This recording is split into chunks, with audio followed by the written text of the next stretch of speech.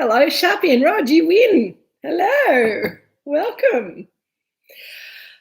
Oh, indeed, thank goodness it is Thursday. Hello, Kay. I've got my drinks with Kate jumper on today because it's a bit chilly down here and a bit overcast. And yeah, I just felt like wearing it. I guess it's going to be too hot to wear it soon. So, hey, are people still interested in trying to get together on a Zoom call to get a shot of us all in these sexy outfits? I think that could be quite fun. Maybe we'll do that for our Christmas breakup, except then it'll be hot. Anyway, we'll work it out. Hello, Craig. How you going? And Karen, have you got Joan with you tonight? You got the family all back together? I hope so. Lovely to see you all. It's been a crazy week again. Hello, Zach and Jack. How you going? It is a perfect evening for Chardonnay. Hello, Anne. Chicken sandwiches. Yum. I was going to say your mum's famous chicken sandwiches. Awesome. Cotty and John, how you going? Lovely to see you. I've got two poodles with me. There's Polly over there having a little sleep, and Frody, who's got his favourite spot. Frodo. Woo. No, busy being asleep. Karen, Joan, and Riley. Hello, Riley. Hello, Paul and Melissa. Good to see you. I was watching back a little bit. I always do, just to see how it's all tracking. I watched back a little bit of last week's session, and I think we've got a little bit hysterical for the last couple of weeks. Could be the alcohol speaking, but I think it's also the effects of long-term lockdown. We all get a little bit overexcited to see each other, which is awesome. So box 6 coming up. We're nearly at the end of box 5, and you've all been. Hello, Paul and Sam. How are you going? Lovely to see you. It's amazing how many of you have just jumped on and ordered box 6 already. So thank you so much. Oh no, Shell Andrew, that's no good. How did you manage to get hungover? That's a rookie's mistake. Oh, anyway, hello, Peter and Karen. How are you? Hello, Penny. Lovely to see you. Welcome back. I believe you're on the 2010 Chardonnay tonight, which will be delicious. We drank that a little while ago. Hello, Angela. Chicken, terrine, leftover fondue. Yeah, good work. Oh yeah, I hope you don't poison yourselves. It should be all right, shouldn't it? Just make it really hot and then don't burn your mouths. Hello, Renee. How you going? Hello, Kim and Dave. Great to see you. Well, I'm all ready to go as well. It's been a very strange week. Sue and Jeff, are you on the session yet? If you are, hello, welcome. Special greetings to my friends in quarantine. We've had a close encounter. COVID time, and Polly and I were in quarantine for a couple of days, but we're all good, and some friends are having a little enforced 2-week holiday at home. So hopefully, no old glasses, maybe different makeup. I don't know. They do look a slightly different colour today, don't they? Maybe it's just the light. It's actually really light outside still. Penny, excellent. It is good. It's nice and cozy, isn't it, on an evening? Sue and Daryl, lovely to see you. Rabbit, Terrine and Asiago, how delicious. Craig, I agree. Oh, hello, Sid. How you going? Little smiley face. We should get some wine. I know you guys will start drinking before I even come on, so, that's all good. But I should get some wine in my glass. But, yes, I think box 6 does look amazing. I'm really hoping that Aussie Post is going to get it up to Sydney and to Queensland and all the places in rural Australia that it has to get to. Oh, Kieran, Hong Kong, hello, lovely to see you. Thank you for signing in.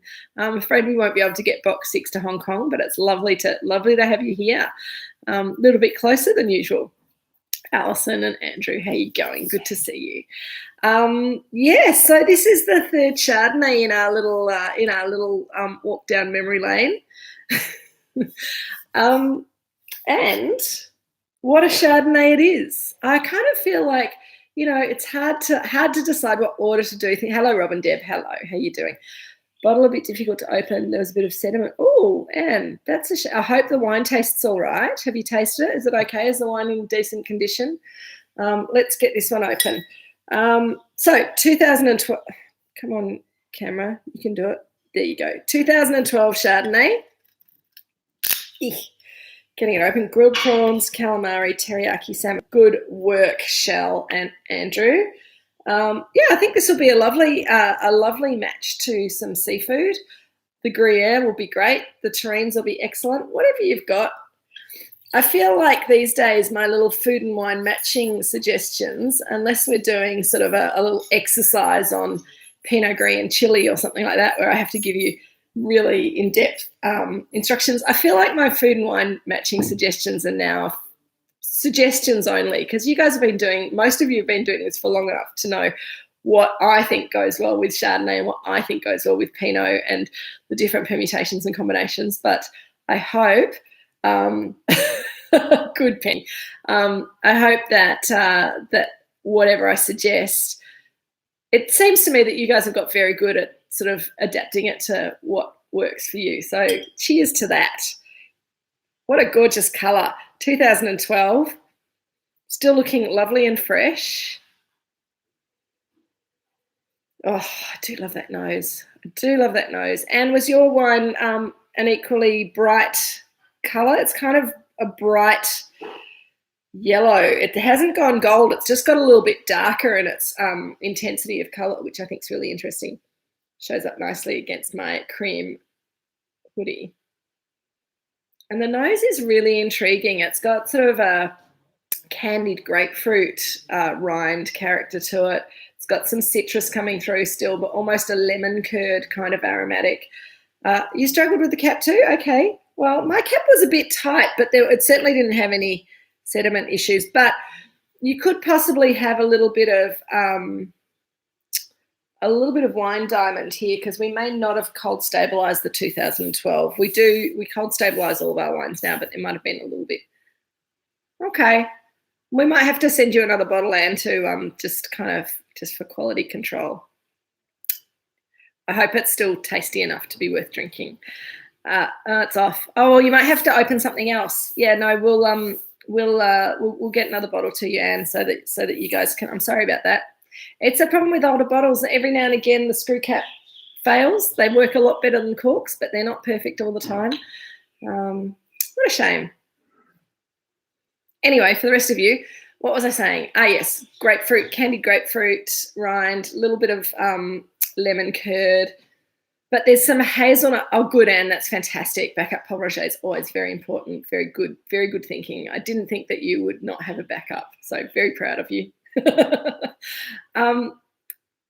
Emily, I like the sound of what you guys are having for dinner tonight. Pan-fried flake with a warm parsnip, carrot, hazelnut and feta salad.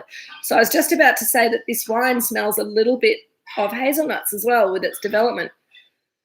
Craig, it was a year, I just checked because I it's a while ago and there are lots of vintages, but 2012 for me was a bit of a favourite vintage. It wasn't necessarily a year that got us fabulous accolades from the critics, but I always liked the 2012s because it was a cool year, and it was a cool year that started out wet and then sort of dried out at the appropriate time. We got some nice sunshine over summer during the ripening period, but never got really hot. So we did manage to retain that beautiful acidity. Hello, Jeremy. How are you going? Welcome. Nice to see you again. We've had a screw cap failure, Jeremy. Anne had a bit of sediment stuck between the screw cap and the bottle, and her wine seems to have overdeveloped. So I don't know if you've got any thoughts on that, but anyway, we'll have a look at it.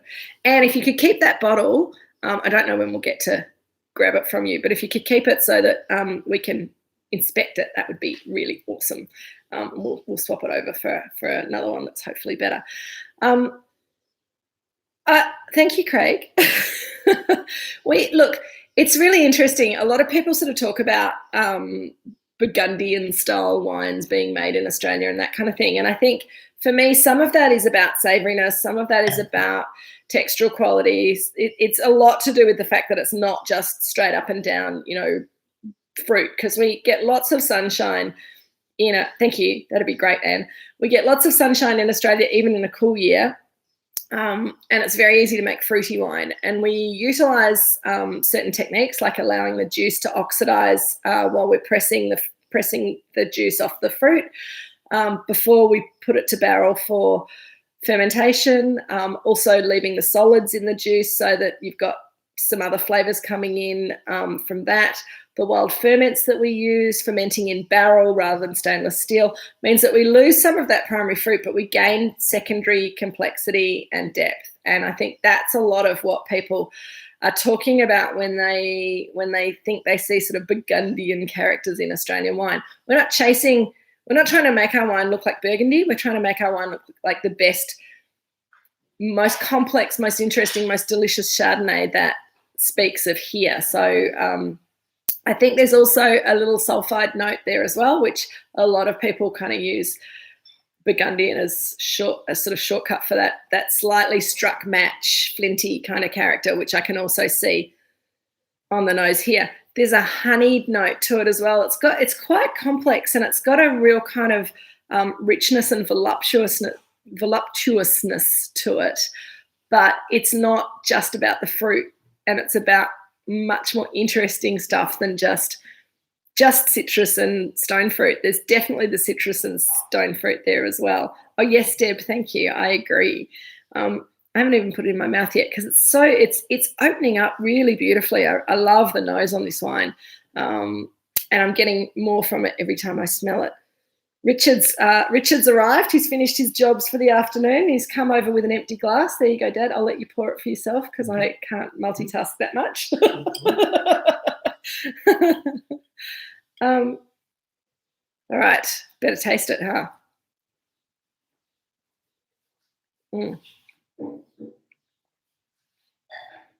So again, the palate really, I know you would, Deb. You can call me honey anytime you like. I did say that, Jeremy. Yeah. Yep. So Jeremy said screw caps are extremely good, but they're not perfect. We see problems very, very rarely. Sometimes the wad falls out before it's sealed in tight on the line, and there are a few problems that are possible, but far less issues than other closure options, which is why we use screw cap. That's our little treatise on screw cap. But if you ever do get a wine that you think might not be up to standard, and you guys have now drunk quite a lot of Moorooduc Estate wine and you sort of know what to expect, please get in contact with us if anything's not looking as you think it should, because every now and again we have had issues with either the closure or even the bottles. We had a few years ago, we had some bottles that a very small number of bottles in a batch had a tiny hairline crack in them, which meant that the seal wasn't perfect. And we only found that out because somebody returned a bottle because it wasn't looking as it should. So never be afraid to talk to a winery particularly if you know their wine and you have a bottle that doesn't look the way you think it should. We're very open to that conversation. And, you know, the more you drink of a certain wine, the better you get at knowing what they're supposed to look like and what they're not. Anyway, back to this wine in the glass that I'm swirling madly. Someone was asking me about swirling wine. I can't remember who it was or when it was. It might have been Sue. I don't know if Sue and Jeff are even on the call at the moment, but someone was asking me about swirling wine.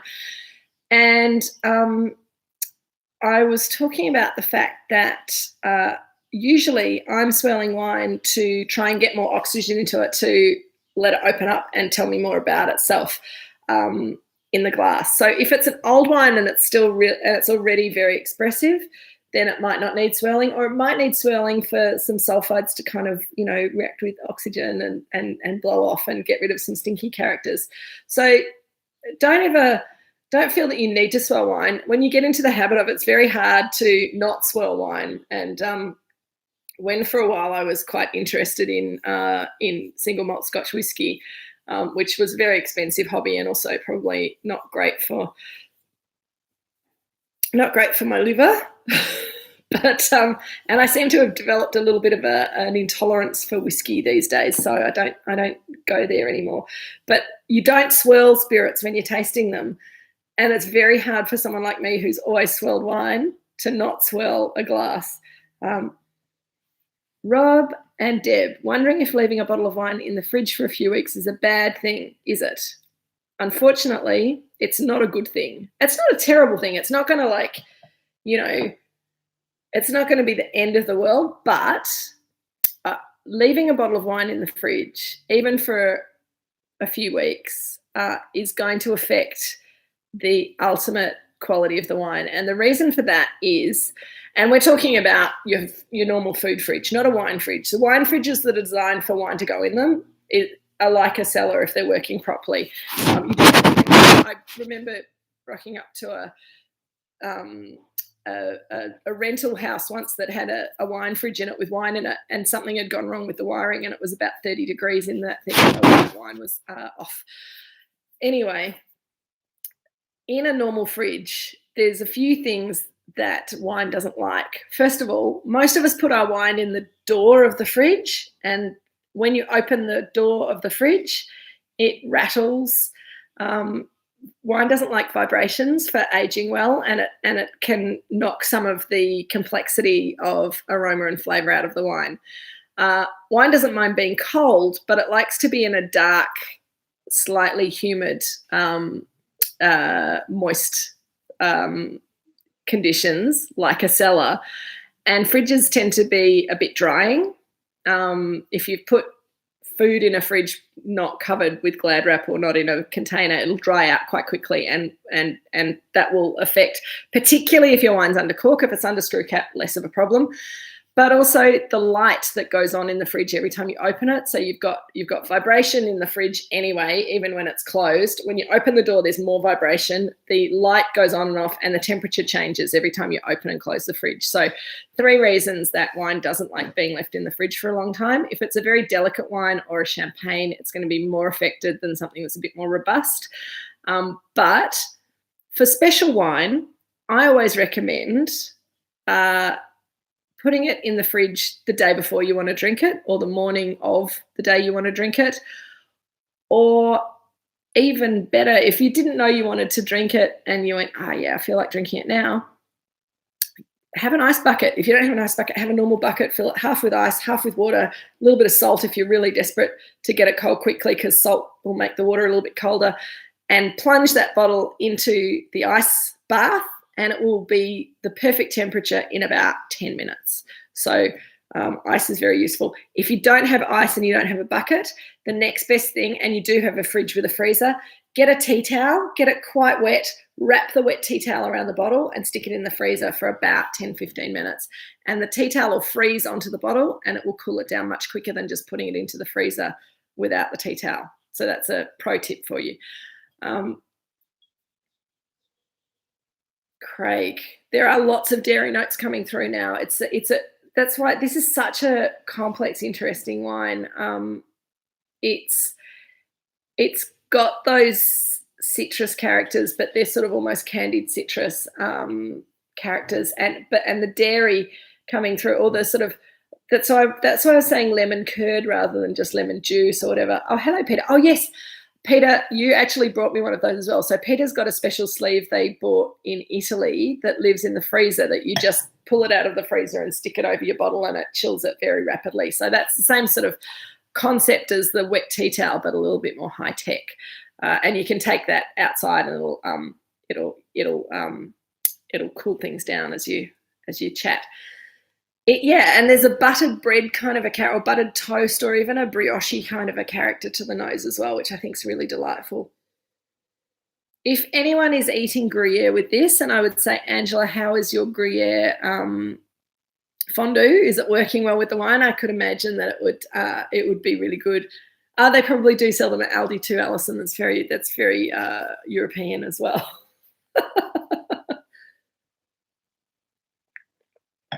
I think the thing I love about this wine is it's got all that complexity on the nose and on the palate, but it's got this beautiful acid line that just makes your mouth water and makes you hungry and makes you want to have another sip of the wine as well. And there's just this little tiny kind of salty character right on the back palate, which we often get from our wines, particularly from the McIntyre vineyard, but sometimes also from the Robinson vineyard.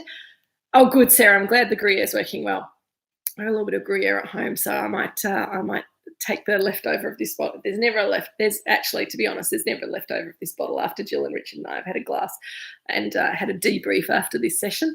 But yes, Gruyere would be fabulous. Aged cheddar and roasted chicken breast sandwiches. That would be, yum, how delicious, Kay. And you guys will have to hold on to some chicken sandwiches until we can get you another bottle, or make some fresh chicken sandwiches to go with that. So, thank you, Peter. I'm sure it's just as glamorous. It just says Kathmandu on it rather than some beautiful Italian name. So Sid is asking, how does the 2012 compare to the 11? So for me, I think, and it's interesting because Penny's drinking the 2010 tonight, just cause, why not? And for me, the 2010 and 2012 were more similar to each other than the 2011 in the middle. And remembering that we talked 2 weeks ago about 2011 being very much that very strange year where it kept raining, and when it wasn't raining, it was very humid over summer. It got hot, but it didn't get sunny. It was very overcast, and a really tricky year for disease pressure in the vineyard, and the 2011 wines ripened and evolved really, really slowly in the 2011. So the 2011 was a little bit more restrained, was a bit more lemony, without so much of the richness of the 2012, and that we saw in the 2010. I think the 2010, yes, that's right, Craig. I think that the 2011 was a bit purer and a bit more linear. It didn't have as much complexity. It certainly didn't have all those sort of buttery, bready, toasty, struck match kind of notes. And this wine is more textural as well than the 2011, because as well as that lovely, because of that lovely line of acid, but that richness and the glycerols in the wine, which gives it the texture, and also the phenolics, which we talk about again and again. And I always think when people sort of say, what are phenolics? Phenolics are the white wine version of tannin, but they're sort of more subtle, but they're that textural feel that you get in sort of around the sides of your mouth and your cheeks when you've got the wine in your mouth. Shell, hazelnuts or yogurt in the ancient grain salad, but yeah, creamy sweetness in the wine. Yeah, so I think that I do think that a yogurty, not hazelnuts but almonds. Okay, hazelnuts, almonds, any kind of sweet, toasty nut flavour is going to work really well with this wine. Even tahini, I think, or sesame oil in sort of Asian style food would work really, really well with this. And I think that textural component of this wine is really intriguing. There was, as I said, more of a purity in the 11. This wine's it's got breadth as well as length, whereas 11 was very much all about length and sort of finesse. I think also, as I said before, 2010, 2012 were quite similar. Weirdly, I think, and when I say that, 2010 was a slightly warmer year, but there was similar kind of nice rainfall at the beginning of the season, drying out, and nice sunshine during the summer. 2012 was a little bit cooler. The crop size in 2012 was a little bit smaller as well, because it come off that really difficult year in 2011, and the vines were really sort of still a bit traumatized by 2011.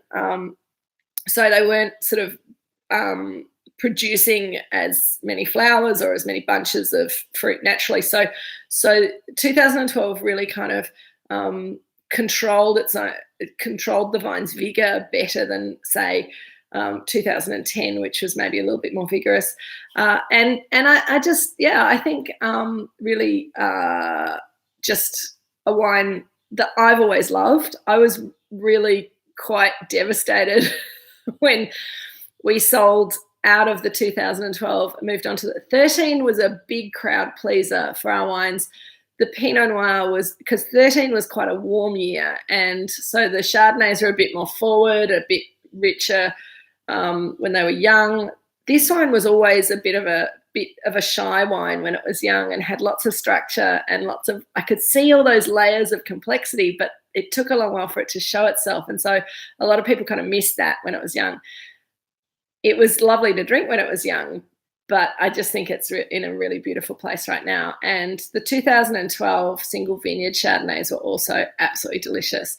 2012 for the Pinots, they're quite restrained and structured wines, but also very, very delicious. It's just a year that I loved, and I'm a bit contrary because it's never the years that I love the most are almost never the years that everybody else says was a great year, or that the critics give great scores to, or whatever. But I think, yeah, I'm a bit of a contrarian, and I like structure, and I like a bit of mystery in my wines. I like my wines to say, hey, just hang on a minute. I've got something else to tell you, but I'm not going to tell it all to you straight away.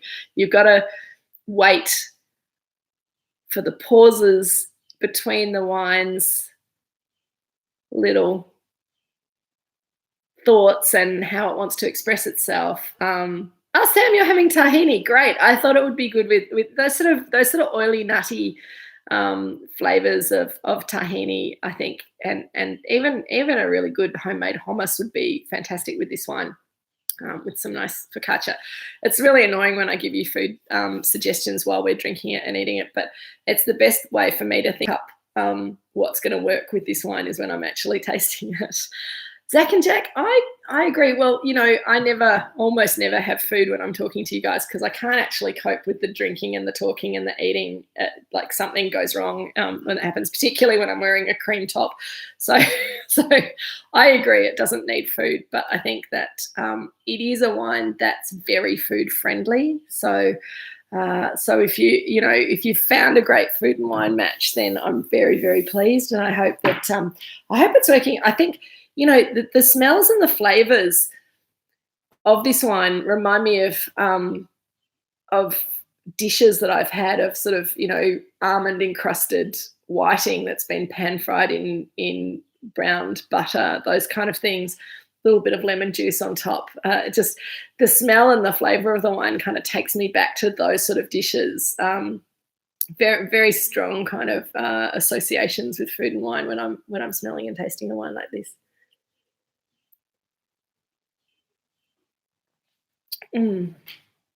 Very delicious. Sue and Jeff, are you there? I'm very disappointed. You have absolutely no reason not to be here. And you haven't said anything.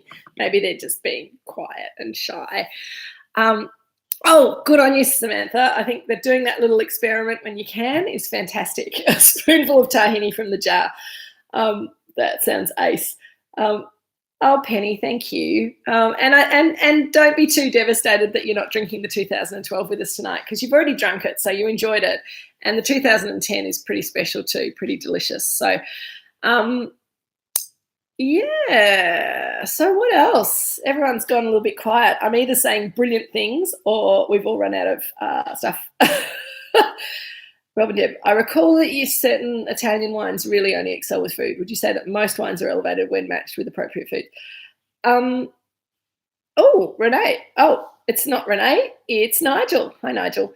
The creaminess is a bit like baked camembert cheese melting on the palate. Absolutely. I think that's absolutely correct. There's that funky kind of mold ripened cheese kind of aromatic to it as well, which is really delicious. So Rob and Deb were asking if most wines are better with food than Pete, when I used to be allowed to travel, I would buy most things when I was overseas. So when someone said, oh, they're nice shoes, I could say, oh yes, I picked those up in New York. It's ridiculous, isn't it? But it's fun. Oh, I know, Penny, but do you know what? It's sad that it's sold out, but there's always a new vintage coming along. So there's some terrific vintages coming up. And I was just trying to think, Sid has just asked the question that I was just trying to think in my tiny little tired brain what the answer to that was before you asked the question, Sid. So Sid's asking recent release closest to 2012. Richard, can you think of any recent releases that are similar to 2012? I'm going to hand it over to the boss over there, who's, well, I kind of tap dance over here. 14 was quite warm. 15 was not dissimilar to 12.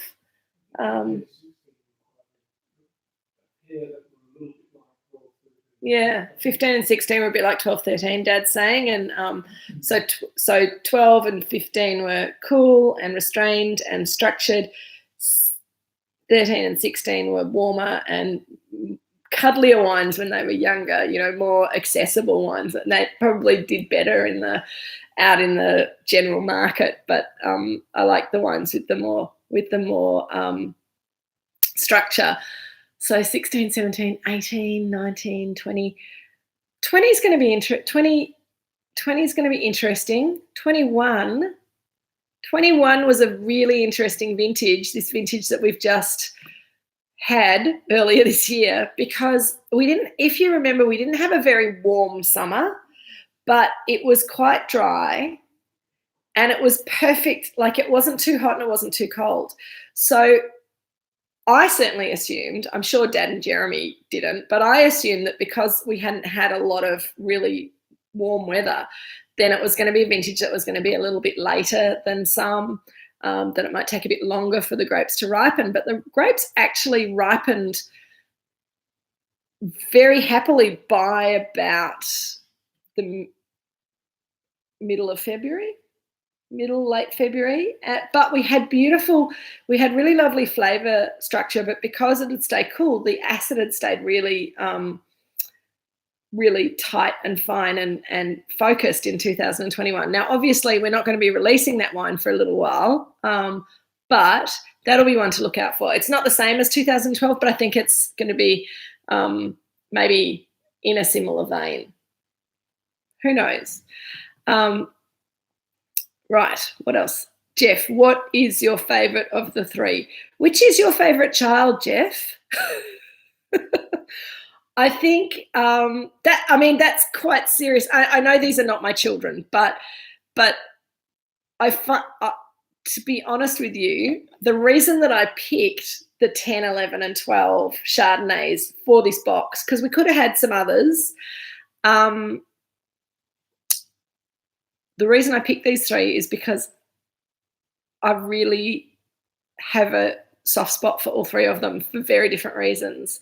And the 11 is probably the most surprising because it was such a difficult year. It's surprising that it became such a delicious wine.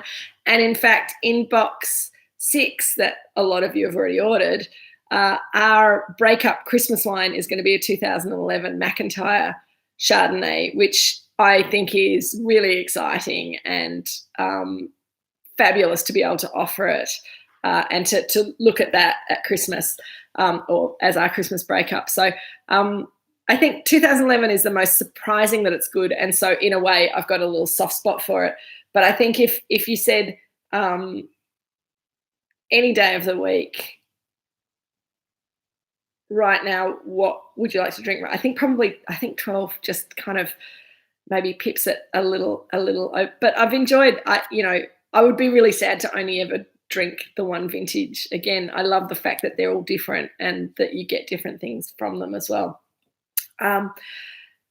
Craig, yeah, I think everyone does have a bit of lockdown blues. It's very energy sapping, and I think we go through. I certainly go through some flat moments and then some hyperactive moments, and not much in between. So, can I answer Rob and Deb, please?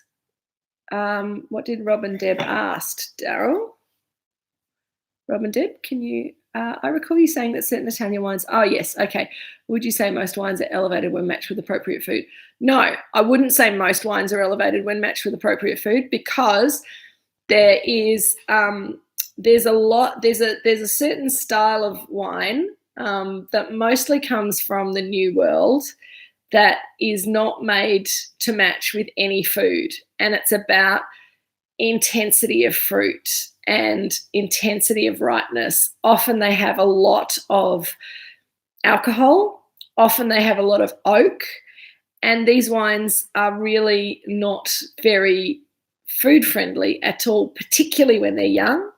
Some of them age very well and become more food friendly with age. Some of them don't.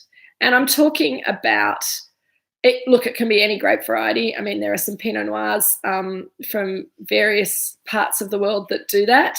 There are definitely some Shirazes that are just, you know, they're glorious in themselves, but they don't actually get better with food. In fact, they kind of fight with food flavors generally.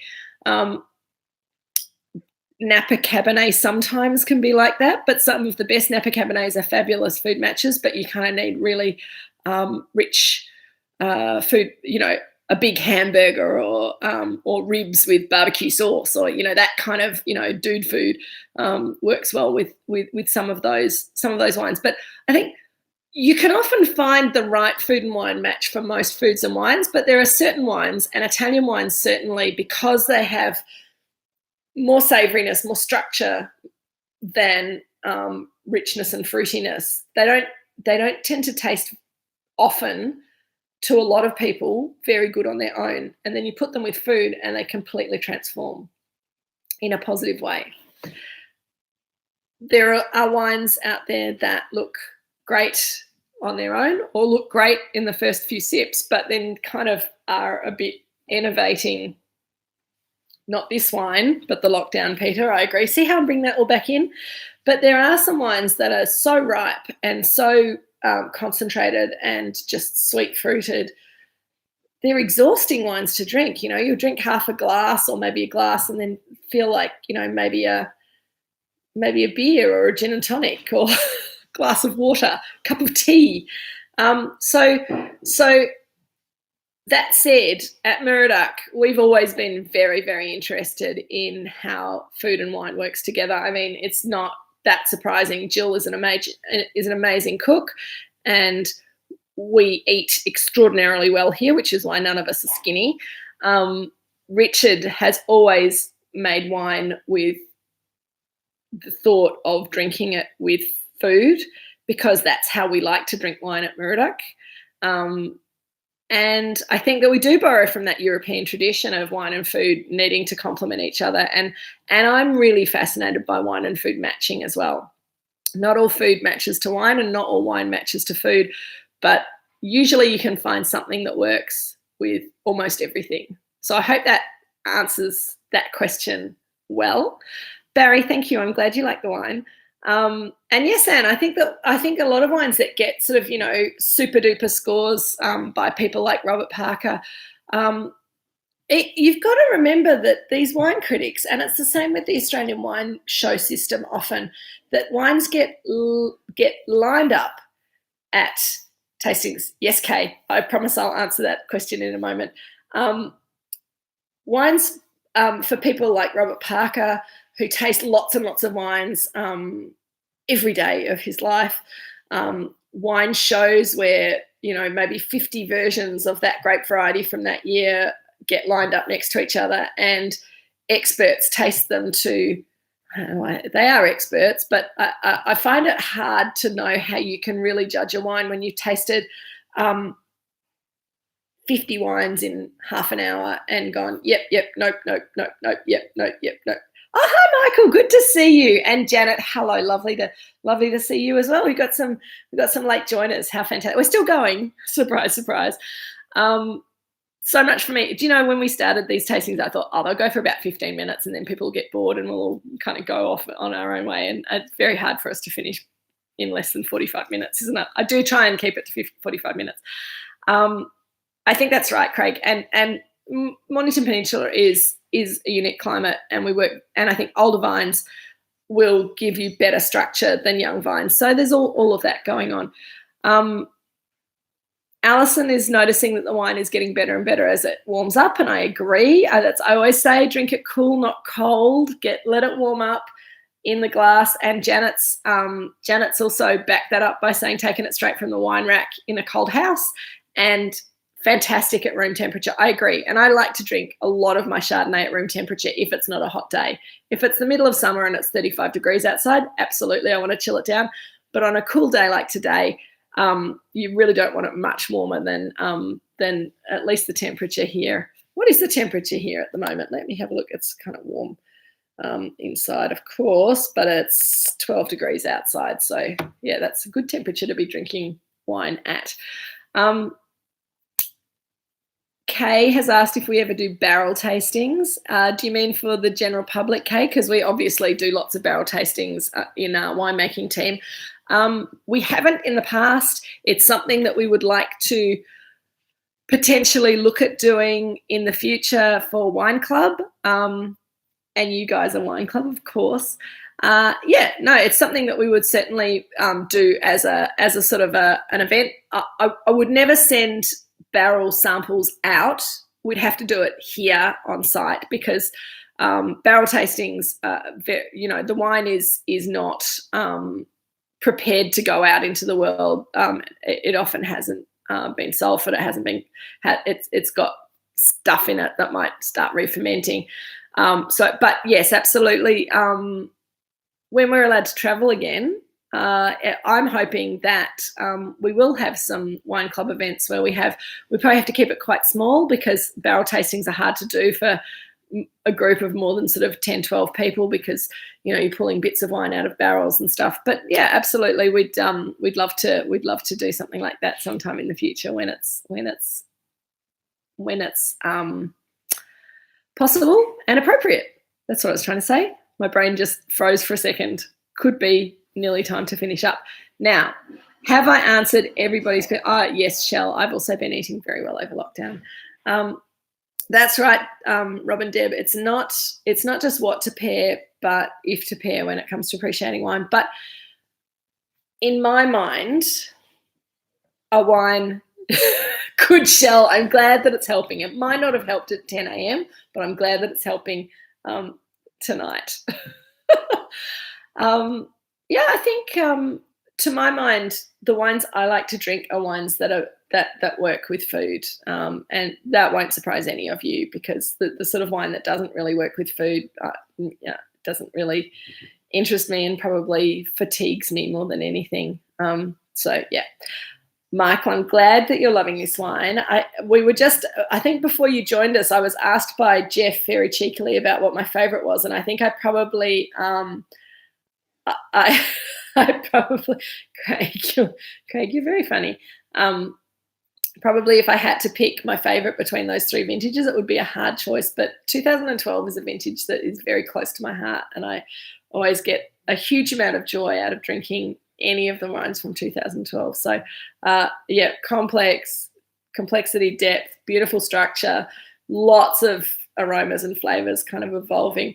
Craig has commented that he finds barrel tastings taste woody. You're very funny, Craig. But on a serious note, when we do barrel tastings with people, we would actually show you a new barrel compared to an old barrel, and you would actually get that sort of sense of what oak flavour is compared to just neutral oak that has had all the flavour sucked out of it. So I think that'd be quite fun. Oh, Alison, I think that's right. Food and wine, bit of love, good dog or a cat, and that's all we really need. Oh, yeah, that's a good question, Pete. Shell, why are you hungover? What were you celebrating? Was there something that we should be congratulating you for, or was it just a nice party that you forgot to drink a glass of water in between drinks? We still have not had a sunset yet. You celebrated Wednesday. Good work. Good work celebrating Wednesday. I agree. Celebrating Wednesday, celebrating October, all these things. All the things are good. I just realised another reason why you guys might think my glasses are looking different tonight is that the sun's still out because of daylight savings, right? No sunset yet. So we'll have to wait until autumn again before we get to look at sunsets for a couple of weeks. I wonder if we'll still be doing this by autumn next year.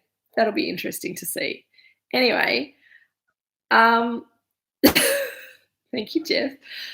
Good work, everyone. Anyway, I'm going to leave it there because I think that we're about to hit 45 minutes, and I think I've probably said everything that I need to say about this wine. I hope that you guys enjoy the rest of it, and I will speak to you tomorrow about organising to get a fresh bottle to you of that. I'm sorry that your bottle was no good. This is the problem with older wine, right? But for the rest of you, cheers. It's your birthday next Friday. Yes, Shell. So next Thursday, we'll be having Shell's pre-birthday celebration. And we will be drinking the last bottle in box 5, which is a Pinot Noir from, I can't even remember. I can't remember. 13, maybe? I don't know. Anyway, whatever the last bottle in your box is, I will send you an email on Monday to confirm. It's been awesome again, guys. Take care. Enjoy your wine. Enjoy each other. It's been ace. Cheers to you all. Each other. It's been ace. Cheers to you all. And Shell, we are absolutely having a birthday party for you next week. Wear your party hat. And Jeff as well.